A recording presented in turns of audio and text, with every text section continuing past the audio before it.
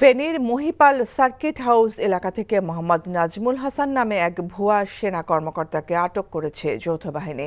সোমবার রাত ৮টার দিকে তাকে আটক করা হয়। আটককৃত ব্যক্তির বাড়ি চুয়াডাঙ্গার জীবননগর থানা কাটাফুল গ্রামে। লেফটেন্যান্ট ফাতিন ইশতিয়াক জানান, গোপন সংবাদের ভিত্তিতে সার্কিট হাউস রোড এলাকায় সেনা পোশাকে এক ব্যক্তি সন্দেহজনক ঘোরাফেরা করছে জানতে পেরে ওই এলাকায় যৌথ বাহিনী অভিযান পরিচালনা করে। এ সময় তার কাছে থাকা ব্যাগ তল্লাশি করলে সেনা পোশাক, কমব্যাট ট্রাউজার, সেনা পোশাক পরিহিত 3টি পাসপোর্ট সাইজের ছবি, সেনাবাহিনীর চেতনা ও মূল্যবোধ সম্বলিত আইডি কার্ড, আনুমানিক ৪৫ জনের জাতীয় পরিচয়পত্র, জন্ম নিবন্ধনপত্র পাওয়া যায়।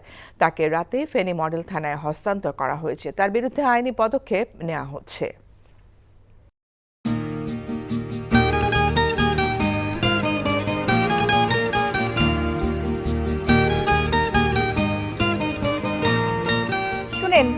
পুরুষ মানুষ তো এভাবে ভয় পেলে চলে না, মুখে সাহস রাখতে হয়।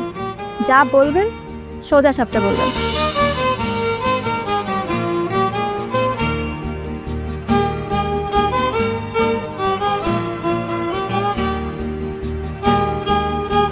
তো এই শীতে যে শীতের কাপড় ছাড়া আসছো, এটা কি ঠিক আছে? তোমাকে দেখার পর থেকে আমার জীবন থেকে শীত, গ্রীষ্ম, বর্ষা সব চলে গেছে, শুধুমাত্র তুমি আছো।